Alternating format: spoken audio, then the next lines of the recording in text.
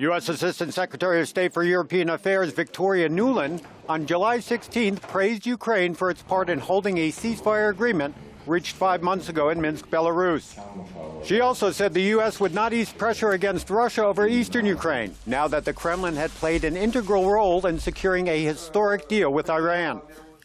The United States is not in the business of trading one thing for another in its international relations. The United States was pleased that we were able, with our allies and with China and with the European Union, to cooperate with Russia in reaching this historic agreement with Iran.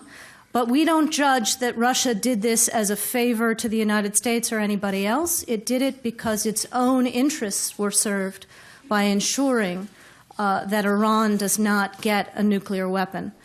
The White House this week released a statement that President Barack Obama had spoken to Russian President Vladimir Putin on the phone and thanked Putin for Russia's important role in reaching an agreement with Iran over its nuclear program. But Nuland said Obama's recent discussions with the Russian leader have also touched on the Ukrainian crisis.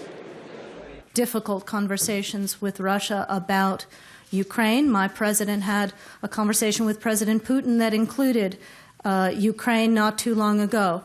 And we have made absolutely clear that we expect not only Ukraine, but obviously Russia to live up to its obligations under the Minsk agreement, including its obligations to ensure that there is a full ceasefire, that there is a full exchange of hostages, that there is a full withdrawal of all weapons and foreign forces, and that the border is returned to Ukraine. Praising Ukraine's parliament's approval of a draft law to change the constitution, Nuland said the country was adhering to the demands of a ceasefire agreement for the pro-Russian self-styled People's Republics. Ukraine is doing its job. Now it's up to the other side to do its job. Poroshenko submitted the bill to parliament under pressure from Western leaders to grant some regions powers of self-rule as part of the ceasefire deal agreed in Minsk. Ukraine and Russian-backed militants have accused each other of not implementing the peace agreement, leaving Ukraine in limbo with more than 6,500 people killed since fighting broke out in April last year.